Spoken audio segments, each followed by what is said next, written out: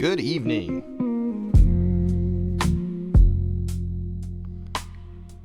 It is July 5th. Holy cow. July 5th, 2026. This is the reading of Chasing the Sun, written by Ryan J Boog, read by James A Greig.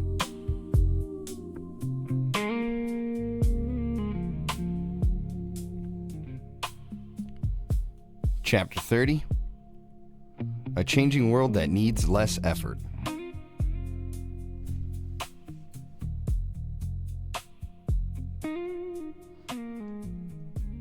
Life as it always does continued. More of his children lay in the ground than sat at his table, and the count followed from him from room to room. The Dayton Avenue house was never quiet for long enough to let the absence settle. The economic panic of 1893 shuttered contractors William had worked with for a decade. For weeks at a stretch, the work went quiet. William took what came and built it to outlast him. The men who knew his reputation kept hiring him, and he outlasted the ones who did not. Louise arrived in the autumn of 1894 after the worst had passed. Lottie labored in the upstairs bedroom while the midwife worked beside her. Downstairs, the other children pressed their ears to the floorboards and listened for their cry. When it came, muffled through the pine planks, they went loose all at once and shoved toward the steps. In the summer of 1896, Virginia was born during a heat wave that turned the upstairs rooms into ovens and sent the children sleeping on blankets in the yard.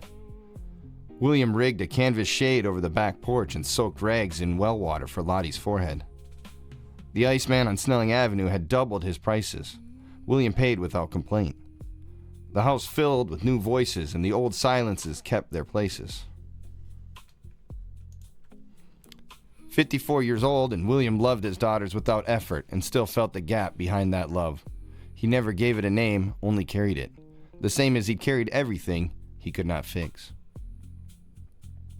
Lottie, you have 9 children. 3 by me. Then he stopped. William, are you doing that thing again? What big important news do you have for me? I don't have any big plans. You don't have to say it, William. You don't have to worry about me or my children. Well, we're all fine. You want a boy, don't you? I'd be surprised if I can even produce a healthy boy at this point. They discussed plans further. Lottie was 38 years old and willing to try. By 1897, Lottie was carrying again. She moved through the crowded house with a steady, practiced calm. Bending as she passed, she picked up a stray sock and a page torn from the Sears and Roebuck catalog. Her hem dragging the baseboards, William fussed. He insisted she sit when she wanted to stand and rest when she wanted to work. She told him to stop fussing. He did not stop fussing. He'd buried too many to take any birth lightly. The boy came in March of 1898, on a morning bright and bitter. Alexander Burl Boog, a son. The doctor came by a horse and buggy over roads still rutted with ice, his black bag clicking up the stairs ahead of him. When the crying started, William stood in the hallway, hat in his hands, and listened.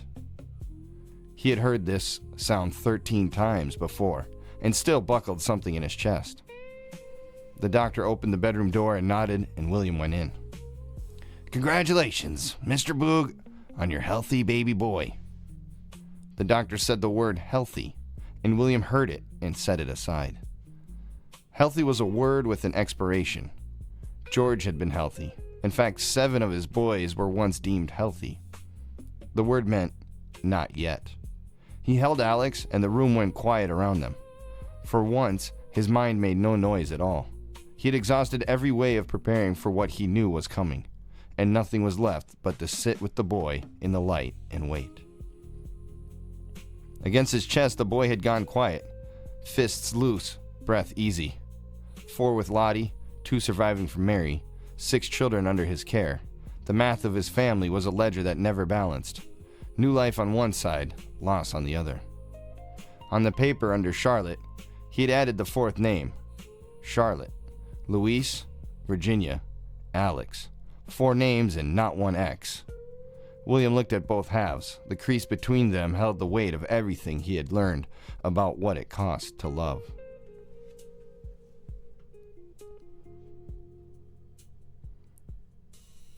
Rose came to William on spring evening. The air was warm and dew was on the grass, the kind of dew she had spent years trying to capture on paper. She stood in the doorway of his study with her hands clasped in front of her, and William knew before she spoke. He had seen this posture before, in Letitia and in both of Mary's girls when they carried something too large to blurt. "The Sisters of St. Joseph of Coeur d'Alene have an art school, Pa." William set down his pen. "I've been accepted?" For a long moment he said nothing, only looked at her. Rose, his youngest, by Mary, who had painted the front of the house and told him a painter could be an artist too. The girl could ask him for anything and knew it. "You too?" he said. Rose nodded. Mary had 2 daughters still in the world, and by spring both were behind convent walls. He had watched Letitia go and survived it, and he had told himself the next one would be easier for practice. It was not. Mary's children were scattering. Not through death this time, but through their mother's faith, taken up until it took them. "Is this what you want, Rose? Not what you feel called to? What you want?" "It's the same thing, Pa. You put yours into painting houses. I put mine into prayers." He looked at her and let the truth land. She was right, and it took the legs out from under the last argument he had for keeping her. "Sister Magdalene?" she said. "That's the name I've chosen." First had been the baby's middle name.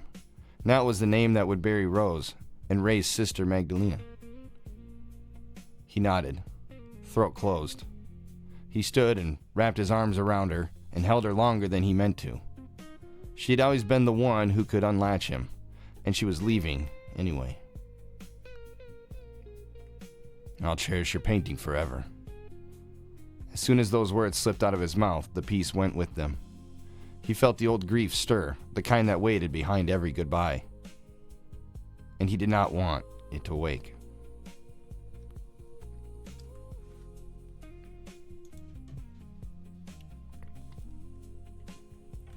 The letters from Kansas would arrive periodically, carried by mail wagon that ran up Dayton Avenue each morning at 10:30. As of late, they did not arrive. Lottie's family was living in the Kansas property and had not paid rent in 6 months. Lottie stood behind William at the desk with crossed arms. 6 months, she said. "They haven't paid in 6 months, William." "They're your family, Lottie." "I know exactly whose family they are, and I know exactly what they're doing. They think because I'm 1,000 miles away, they can live in that house for free. My name is on the mortgage. Your name is on the mortgage, and they're not paying." William read the latest letter, a litany of excuses, hard times, bad crops, next month for certain, they had hoped. You can hope in one hand and crap in the other, see which one fills first.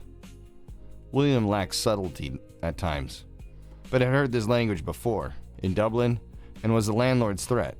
In Boston, it was the rent going up. Now he was on the other side of the equation, and it tasted wrong. "Have you written them?" 3 times. The last letter came back with a promise and a prayer. The bank doesn't accept prayers, William. William set the letters down. He looked at Lottie, this practical, capable woman who did not ask for help lightly, who had brought her own property into the marriage as a point of pride. The Kansas house was hers. The failure of it was costing her something beyond money. "We foreclose," he said. Lottie was quiet for a long moment. These were her people, her blood. She thought of James at her wedding, of the terms she had written below market because her father had told her family was the one investment that could not fail. Then she thought of the bank, which did not care. She had married a man who kept sentiment and business in separate rooms, and shut the door between them when he had to. "We foreclose," she said. The frail, unconfident woman from the church social was gone. William pulled out a sheet of paper and began drafting the letter. Lottie sat beside him and watched him write. Neither of them were happy about it, but they were together in it, which was the only thing that had ever mattered to either of them. William set down the pen and slid the letter across the desk. Lottie read it once, then again. Slower, then she drew it close, took up the pen, and signed below his name. Her hand was steady. The letters were careful and even. Charlotte Boog.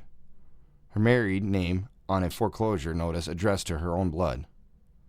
She looked at the letter. The ink was still wet. It was the language of a businessman. The language of a door closing. William stood. He touched her shoulder once and left the room. He knew when to stay and when to go. He had learned this from Mary. He went to the front porch and stood there with his hands in his pockets and gave Lottie the room. Lottie sat at the desk. The house was quiet. The children were asleep. The lamp threw a circle of yellow light across the letter and her hands and the grain of the desk. She had given them the house after Valentin died. When the estate was settled and the Kansas property was hers outright, she had offered it to her brother James and his family, below market. Generous terms, because they were her people, and her father had taught her. Ledger open, on the kitchen table, that family was the one investment that could not fail. Her father had been wrong about that. Long after the ink dried, she sat where she was. She did not cry or stand up and begin the next task. All she did was sit with her hands flat on the wood and her eyes on the letter. Family was the one investment that could not fail. Her father had said. The letter on the desk was proof he was wrong. The sealed and addressed envelope went on the stack for the morning post. She did not tell William what it had cost her. When she finally came out, the lamp in the study had been turned down, and a cup of tea, gone cold, was waiting on the desk where the letter had been.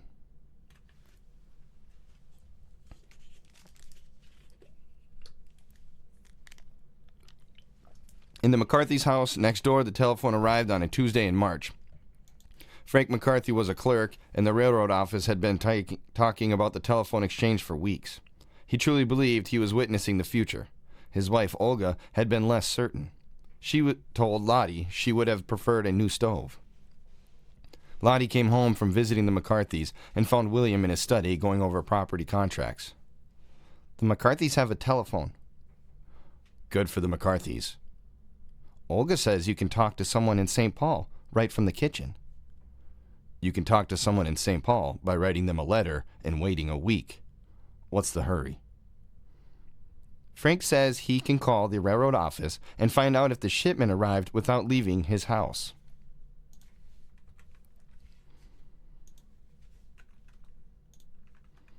William set down his pen. A man should know if his shipment arrived by going to the station and looking at it with his own two eyes. Lottie leaned against the doorframe. She had a look on her face that William had learned to recognize. It was a look she wore when she had already decided something was simply waiting for him to catch up. I told Olga we would come over and try it. Absolutely not. Tomorrow at noon.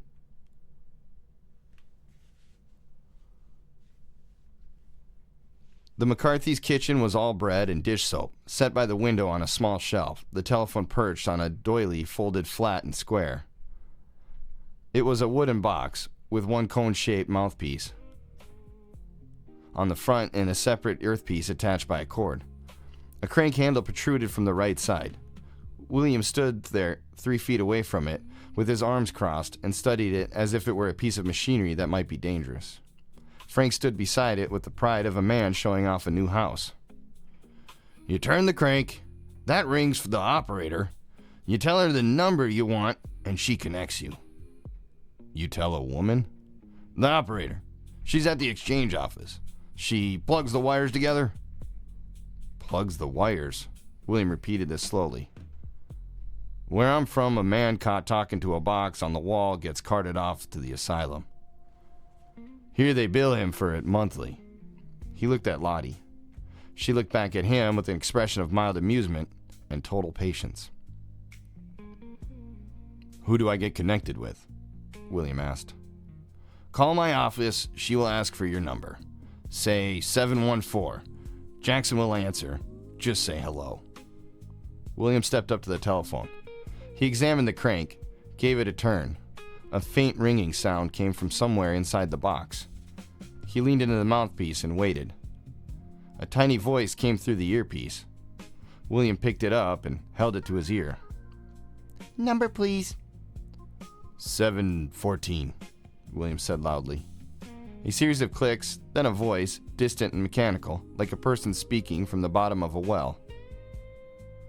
McCarthy's and Associates, Jackson speaking. William leaned into the mouthpiece, volume, lung power. He filled his chest with air and bellowed. Hello, Jackson. This is William Boog. I am at the McCarthy's residence. Can you hear me? The force of it rattled the shelf. Olga McCarthy dropped a spoon. Frank winced. In the other room, Charlotte and Louise stopped what they were doing. In the yard, Alex looked up from his dirt pile. A long pause from the earpiece. Then Jackson's voice, small and careful. I can hear you fine, sir. You don't have to shout. William looked at the earpiece as though it had insulted him. He leaned back into the mouthpiece. I am not shouting.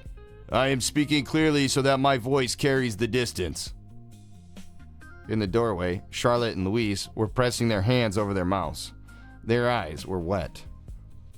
Mr. Boog, I heard you the first time. You can speak normally. William straightened and gave his collar a tug. Then he spoke into the mouthpiece at a lower volume, a volume still louder than any man had managed on a telephone in the state of Minnesota. I don't trust this contraption, Jackson. Tell Frank and his machine works. Good day to you. He racked the earpiece and swung around to the room. Every person in it was in some stage of concealed hysteria. Lottie's eyes gave her way. What? William said. Nothing, Lottie said. Her voice was strained. Nothing at all. Past him she went, lifting the earpiece and turning the handle. The operator came on the line, and her voice into the mouthpiece was easy and unhurried. Hello, Jackson. This is Charlotte Boog.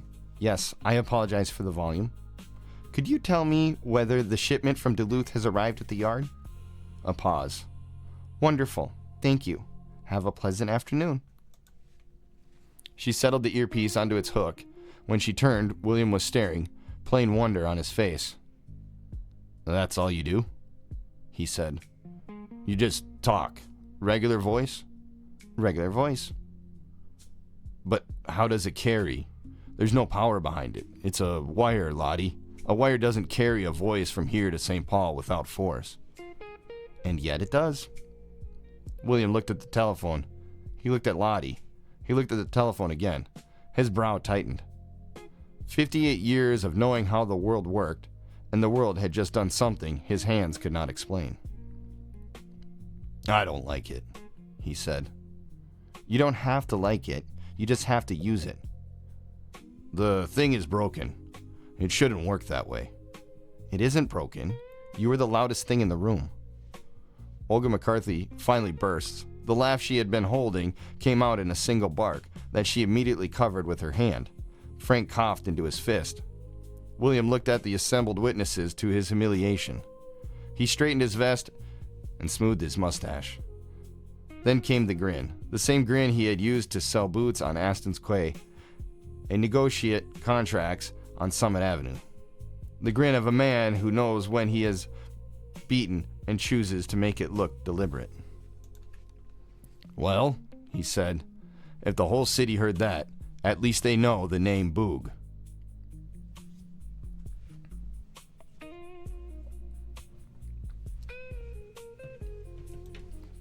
Come evening, he was on the back steps, watching the sun fall behind the telephone pole that had not been there a month ago. Lottie came out and sat beside him. He had a cup of tea. He had nothing. His hands were between his knees, opening and closing on nothing. It's a useful thing, William, the telephone. For the businesses? I know it is. We could have one installed. Frank says the cost is manageable. Let me think on it now. She drank her tea. He watched the sunset. He was quiet for a long time. When he spoke, his voice was lower. The world is speeding up, Lottie. Electric lights on the roads, streetcars running without horses, black discs that play music when a needle goes across them, factories with sewing machines, now a box on the wall that carries your voice across the city. He paused. I've spent my entire life using my hands and my voice to build things. Walk up to a man, shake his hand, feel whether his grip means it. That's how I got every contract I ever won, every property I ever bought. A wire doesn't have a handshake. Will those days change? He looked at his hands. They had built everything he had owned and held everything he had lost. The world is getting smaller. The one where a man does business with his hands and his word. A voice carried clear to St. Paul on a copper wire, and there was nothing behind it. No lungs, no man leaning in. I spent my whole life believing nothing carries unless you put your back into it. All my pushing never carried the children through. And a copper wire moves a voice across a city without so much as trying. Lottie was quiet. She had seen the same shift, and Kansas had trained her to take it faster than he could. But she knew why it cost him something. Nothing is stopping you. You can continue to do business with your hands and your word, she said. He looked at her. She met the look and kept it. A small shake of his head, his eyes to the ground, and when they came back up, hers had not moved. Below the roofline, the sun dropped, and shadow came up over the yard. A child laughed somewhere in the house. William sat where he was, hands between his knees, holding nothing.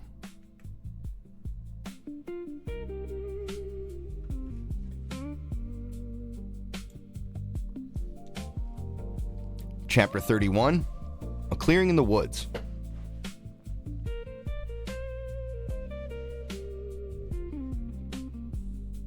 It started in the kitchen on a Sunday.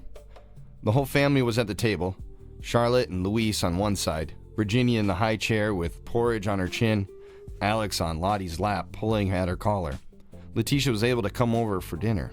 Lottie was cutting bread and answering 3 questions at once. Charlotte wanted to know if she could have more butter. Louise had spilled her milk and was pretending she hadn't.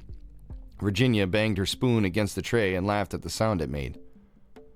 He sat at the head of the table, his full plate cooling in front of him. Around him the room was loud, but not unpleasantly loud.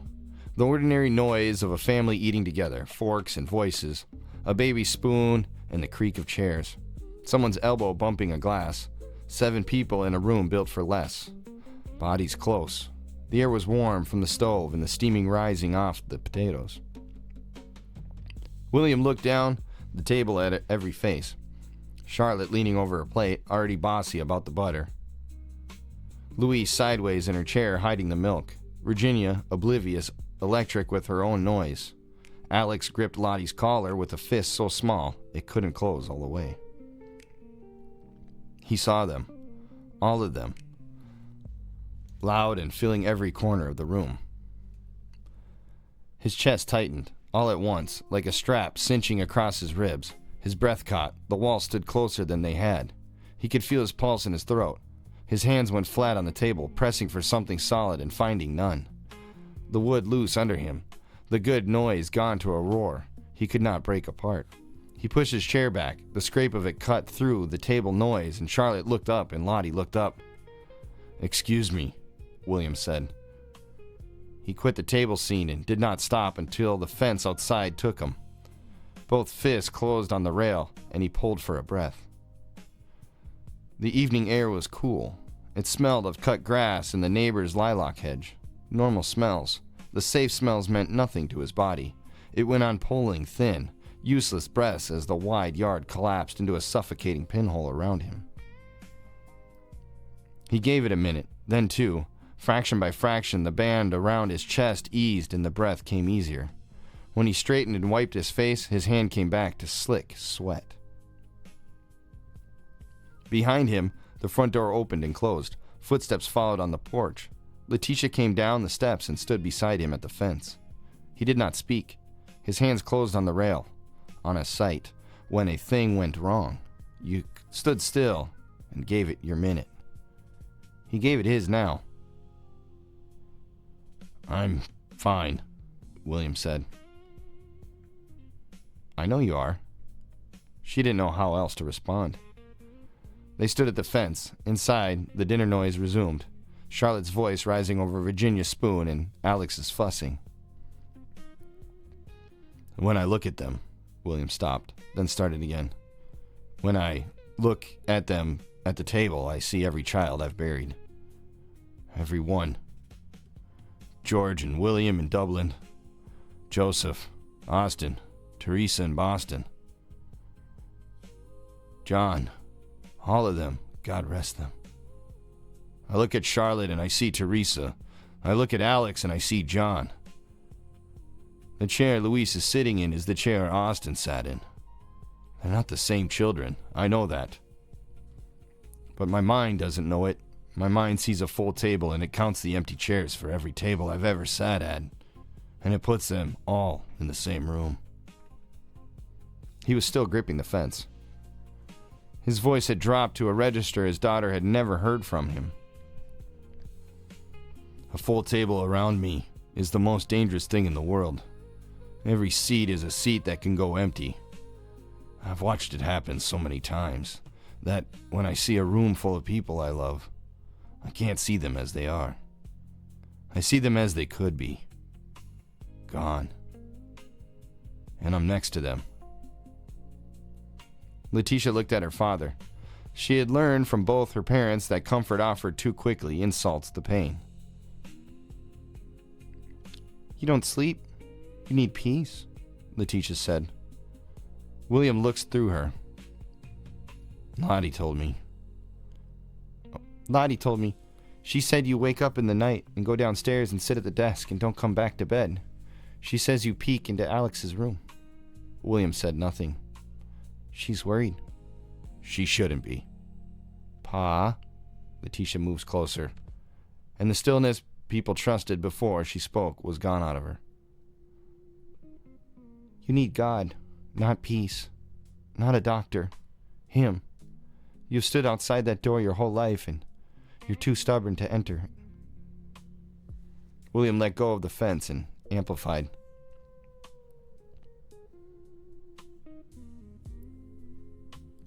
"I have a door girl. It's me, Pocket. 13 names and 7 crosses. That's the only ledger God ever kept on me."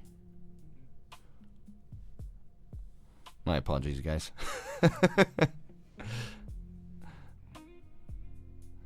I have a door girl. It's in me pocket.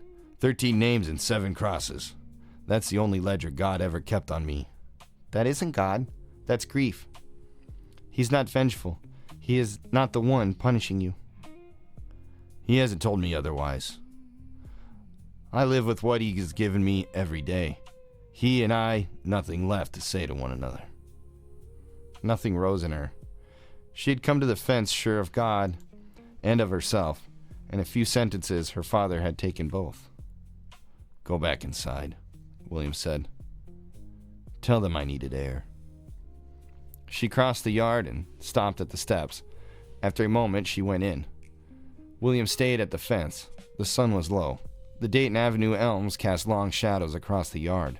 From inside, the sound of his family, all of them alive, all of them within reach. He stayed at the fence while the light went out of the yard, and the street lamp on the corner hissed to life. Then he went in and closed the door.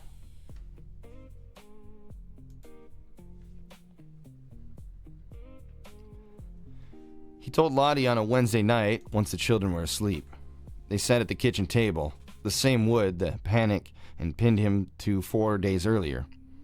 Lottie warmed her hands on a cup of tea. Between them, he spread a newspaper open to an article on Grants Pass, Oregon.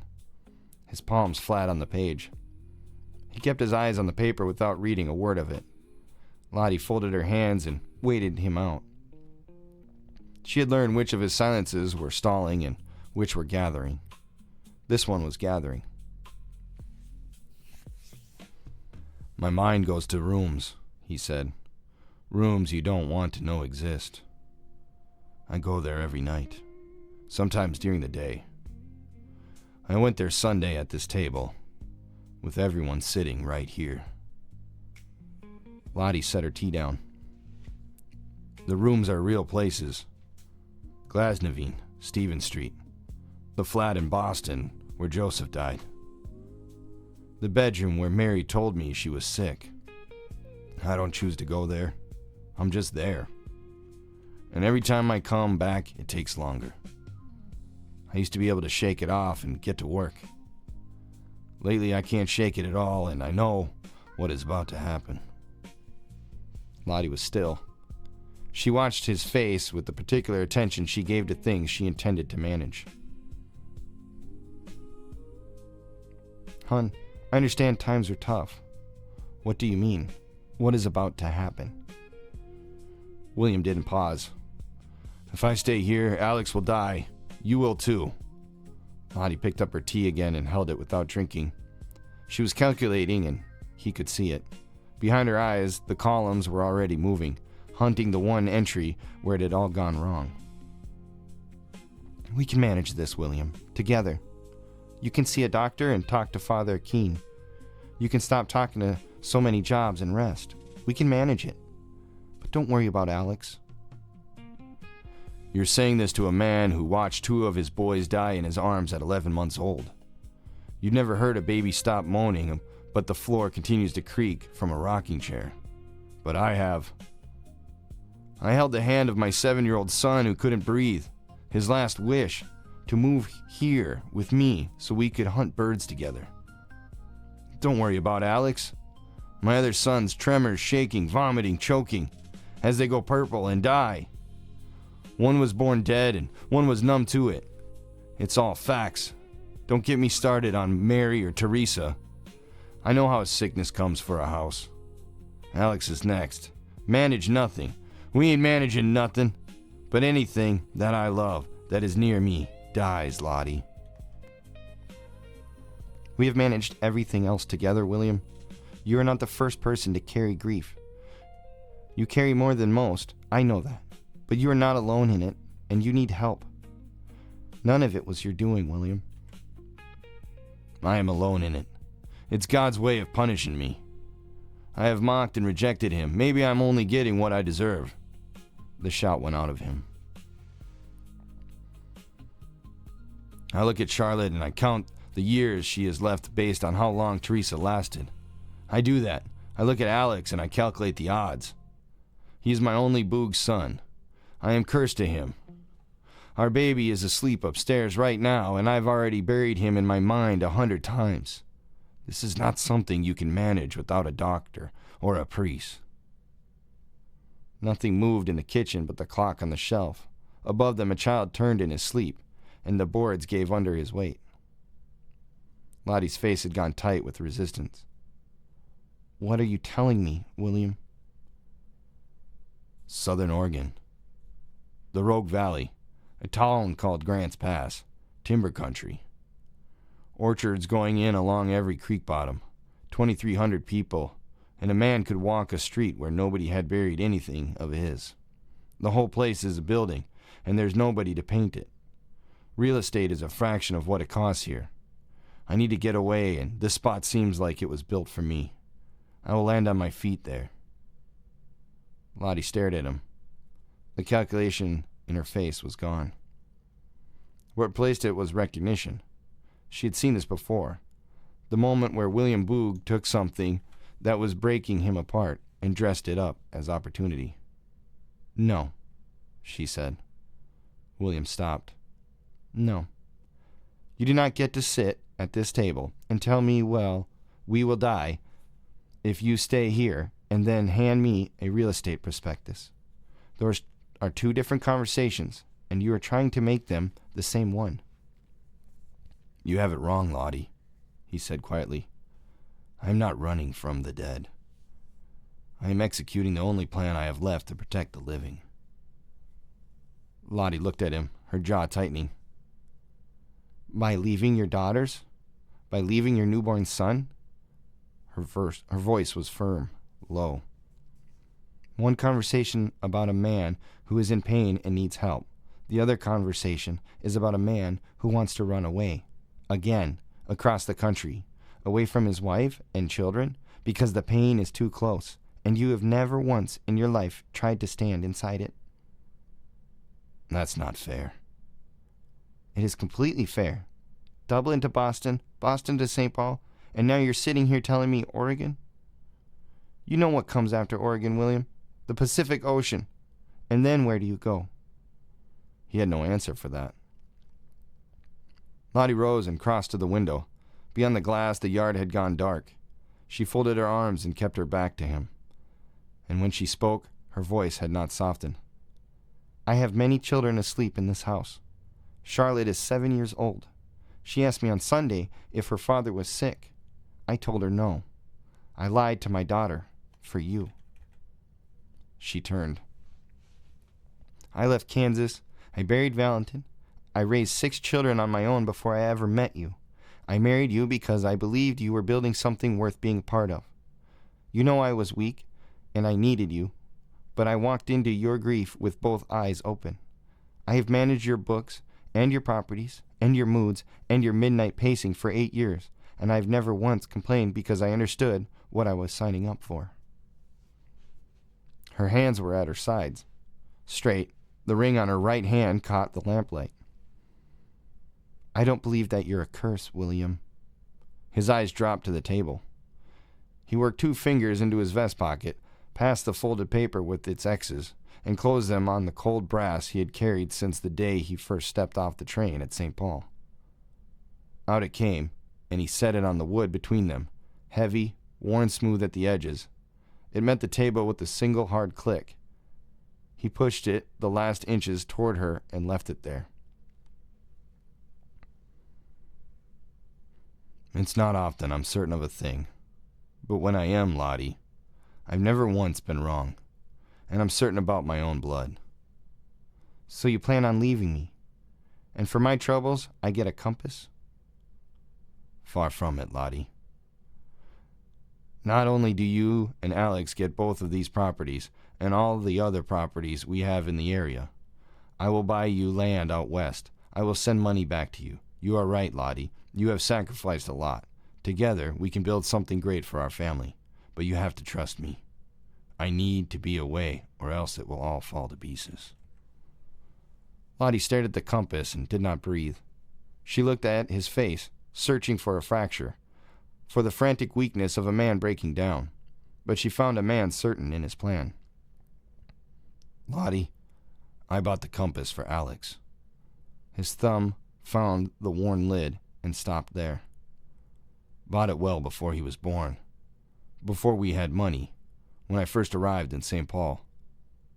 Give it to him when he turns 7. Lottie stumbled and stammered and then said, What do I tell our neighbors? The church? We can't get a divorce. That would make the real estate messy. Here's what you do. To the outside world, I passed away. You are a widow. When the census person comes, that is what you say. A widow gets no questions and a lot of grace. Legally, we are still married. It will make the deeds work. Our poor kids, she said. I think you are a man in pain who's never asked for help because you've spent your entire life being the one other people lean on. I think Oregon is not a cure. I think Oregon is you climbing another ladder to get above it, and one day you will fall off that one too. Our poor kids? They should be thankful. They'll all outlive me with me gone. Another one of my certainties. I'm not going to Oregon as a cure. I'm going to protect and provide. I hate you sometimes. I'm going anyway. The words sat between them. Lottie held his gaze and made him hold it back. Her eyes had filled but did not spill. She would not blink, would not give him the relief of breaking first.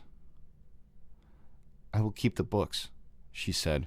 Her voice was controlled, pulled tight like a wire. The properties, the taxes, the tenants, all of it. Charlotte is old enough to start learning the ledger.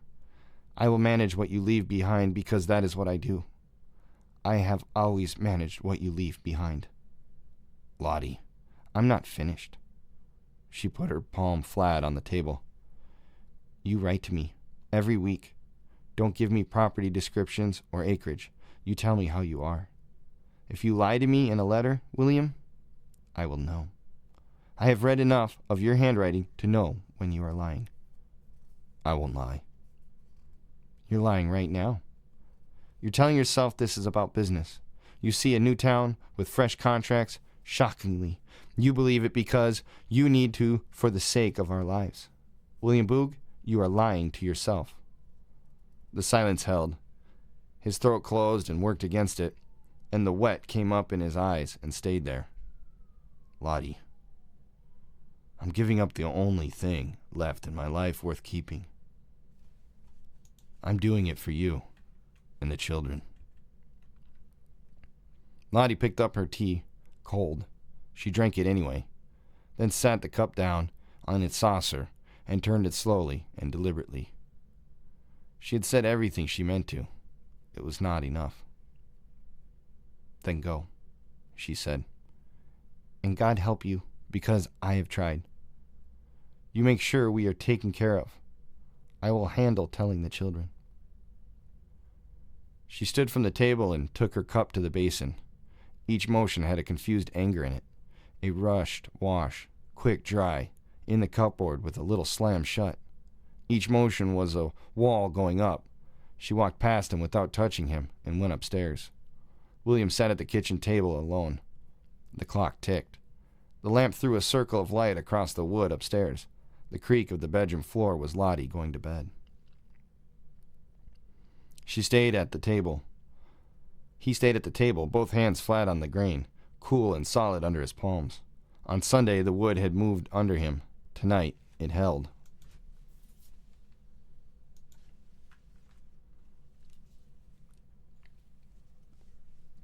William Boog left for Oregon in the spring of 1900. He was 58 years old. On a cold morning, Lottie drove him to the station. She had on her good coat, Mary Margaret's brooch pinned on at the collar. William carried one trunk and his toolbox. The children were at school. He had said goodbye the night before, light and quick, as if he would be home by summer. Charlotte had looked at him and known better. At the platform with the train stood hissing steam. Years before, this same depot had taken him in and sold him a brooch and a compass, everything still ahead of him then. The brooch had found its way to her collar. Setting the trunk down, he looked at Lottie, her chin up, her face closed against him. She had not forgiven him. She had not pretended to. Duty had brought her, nothing softer, and this was what you did. You stood on the platform. You saw the man off. You did not let him leave without your face being the last thing he carried. All right, he said. You'd better. I'll buy property in their names, every one of them. I care about more than property, William. He ran out of things to say. She stepped forward and straightened his collar, a gesture so automatic she probably didn't know she was doing it. Her fingers brushed the lapel of his jacket, just above the breast pocket, and rested there half a second longer than the collar needed. She knew what he carried in it. Take care of yourself, she said. You're no spring chicken. He picked up the trunk and climbed the steps. At the top, he turned and looked at her one more time, standing on the platform with her hands clasped in front of her. She was not crying. She would not give him that. In her good coat, she stood straight and still, the brooch at her collar, and looked at him without flinching. The whistle blew and the train rode him out. Through the glass, St. Paul slid away from him. The elms, the roof lines. He had painted everything he had made pulling loose and going. He was not leaving it. It was leaving him. It always had, since Dublin. The prairies opened.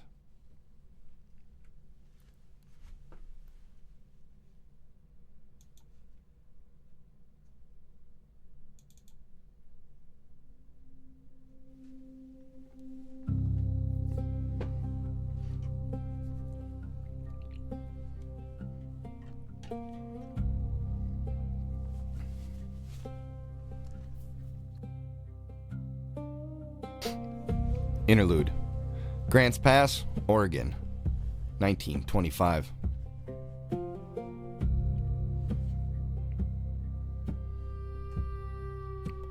Hollis does not reach for his pen. He sits with his hands flat on the desk, the way William has been sitting in the chair across from him, picking up this posture without realizing it. 3 hours ago, he sat with his legs crossed and his pen ready and the professional ease of a man about to do routine work. The posture of Hollis is gone. The rain has stopped. Outside, the window, the valley has that look it gets when the clouds peel back after a storm, everything oversaturated, the ridgeline sharp against the sky. Mr. Boog, his voice is quieter than it was earlier. You left for Oregon in the spring of 1900. You were 59 years old? 58. 58? He corrects his notes. Your children from Mary had scattered, Letitia and Rose behind convent walls, Mary Margaret, he does not finish, and Charlotte's 4 children were young? Lottie stayed behind in Minnesota? That's right. William is going to say more, but he catches himself. Hollis gives him space to elaborate. They weren't the ones who were deserted. I was. I was a bastard child in Dublin. I felt the same when I'd arrived here.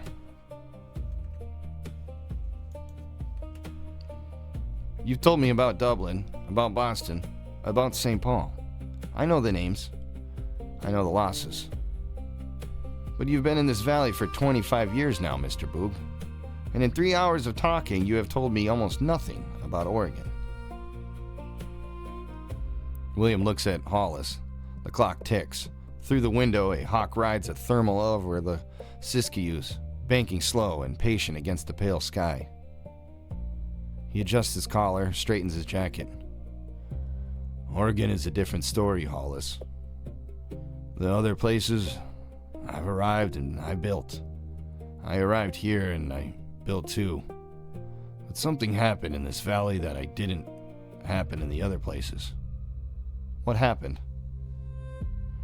The old man's eyes are on the window, on the hawk on the ridge. I stopped.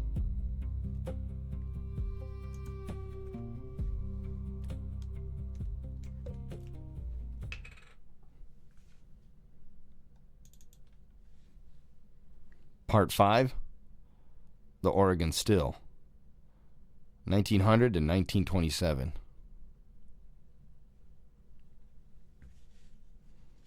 Oh, Mr. Boog. Just realized something.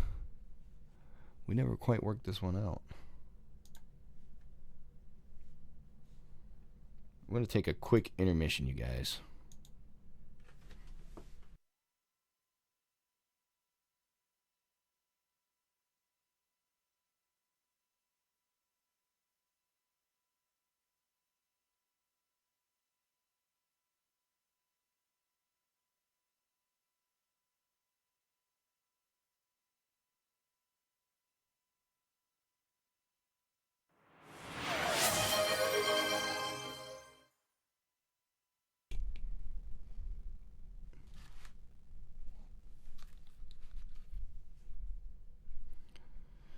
All right.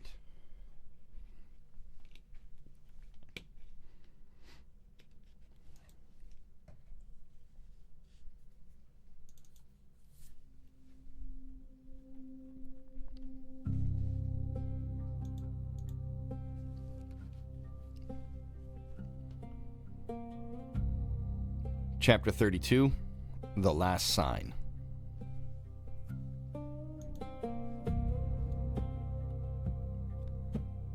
Southern Oregon, spring of 1900.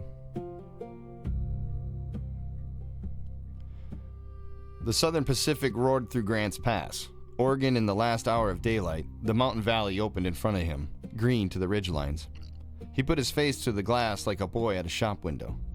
After the prairies and the striped clay buttes of the Dakota Badlands, the Rogue Valley was a shock, green in every direction.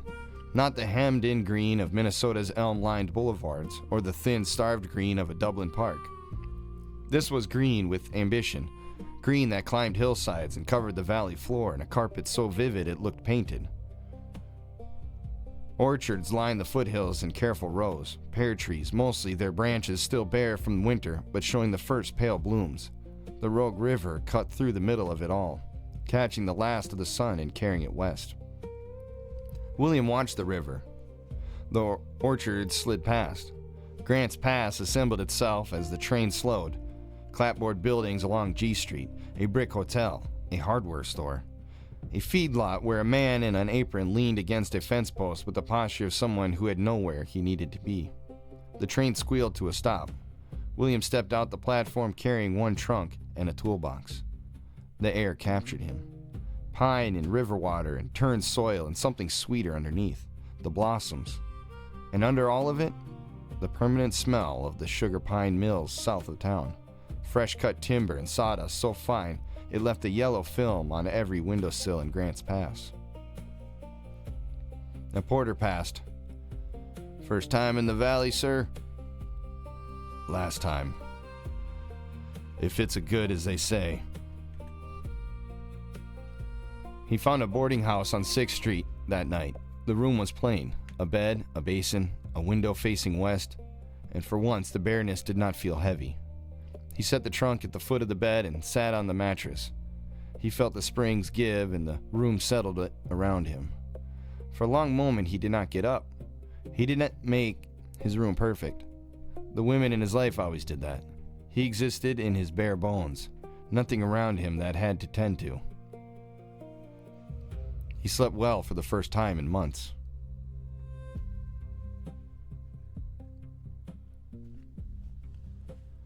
William came into Grants Pass moving the way he'd come into every town. He told himself that hadn't changed.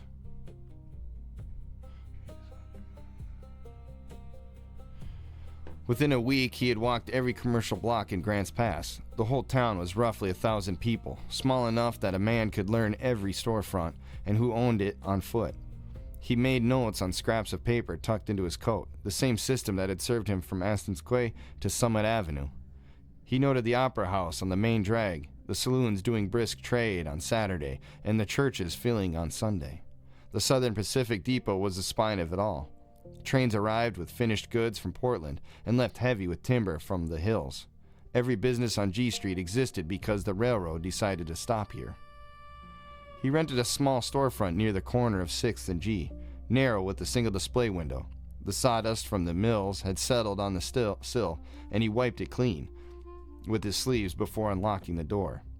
He painted the sign himself, the last sign he meant to hang anywhere. Grants Pass Painting Company, W.M. Boog. When he looked at it, the old Boog pride had gone quiet. He couldn't name what replaced it. His hands stopped short of the wood. No grunt, no grin.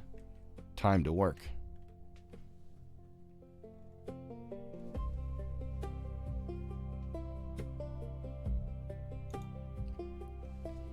The first thing he did was hire a crew. 3 men, local painters, young, strong-backed, hungry for work. He interviewed each one the same way. Doyle and evaluated him. Checked for grit, then bluntly talk. He looked at their brushes, their tool belts, the callous patterns on their palms. One frail young man had never heard of calcite mining. William fixed him with a cold stare and said, "Son, you're about as useful as tits on a boar hog. Don't let the screen door slap your backside on the way out." The second thing he did was visit the Rogue River Courier. The newspaper office was a cramped room on G Street that smelled of ink and cigarette smoke. A clerk sat behind the counter with a ledger and a bored expression. "I want to run an advertisement." "What's the text?" William pulled a folded sheet from his coat and smoothed it flat on the counter. His name was on it again, the way it had always gone on things. Only this time it was a promise instead of a flourish. He had written it the night before in his bedroom, cross-legged on the bed, scratching out phrases and rewriting them. It was the last advertisement he would ever write, and he forged it the truest. He read it aloud. William Boog of Grants Pass Painting Company, inventor and manufacturer of fireproof and anti-rust iron, tin, and metal paint. Can be used interior and exterior, as well as on shingles. No need to mortgage your house to have it painted by strangers. Have it done by the old reliable who never breaks his word even when it costs time and money. Send postal card and I will act promptly. The clerk looked up for the first time. You invented your own paint? I've been mixing paint since before you were born. It's my finest work. And that part about mortgaging your house? People out here are paying too much for bad work. I've seen the buildings. Half the paint in this town is peeling and fading inside 2 years. And the men who sold it are already gone. A man should not have to go broke to get his house painted properly. The clerk copied the text off the sheet. William kept a finger on the line about the mortgaging the house and watched the pen move, checking every word. The old reliable who never breaks his word, now in print, where the whole valley could hold him to it. How long you want to run? William grinned. Until I tell you to stop. Excerpt from the Weekly Rogue, 1903. Title, William Boog of the Grants Pass Painting Company. Passage, inventor and manufacturer of the fireproof and anti-rust iron, tin, and metal paint. Can be used interior and exterior, as well as on shingles. No need to mortgage your house to have it painted by strangers. Have it done by the old reliable who never breaks his word even when it costs time and money. Send postal card and I will act promptly. W.M. Boog, Grants Pass Painting Company, Grants Pass, Oregon.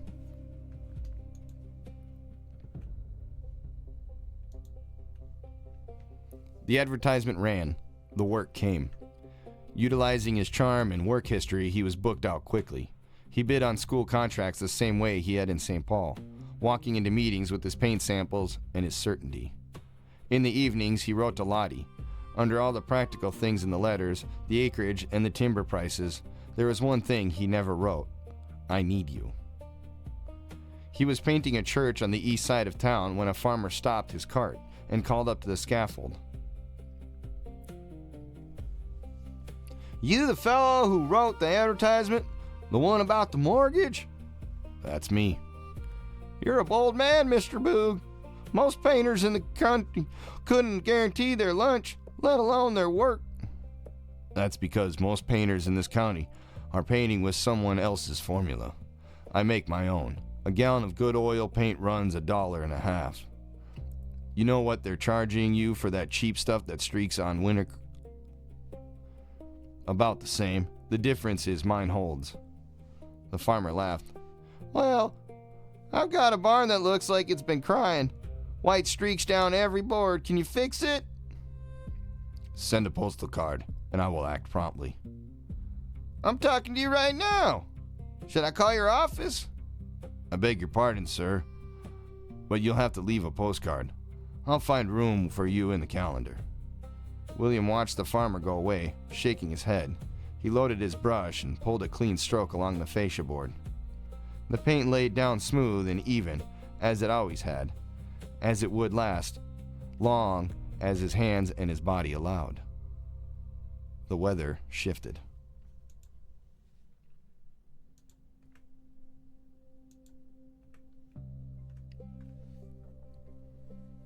Chapter 33. And actually, we'll continue this on our next session. Where are we at here? Chapter 33. Okay, 1, 2, 3, 4, 5, 6. Yeah. This concludes the reading of Chasing the Sun, written by Ryan Boog. Read by James A. Greig. Thank you.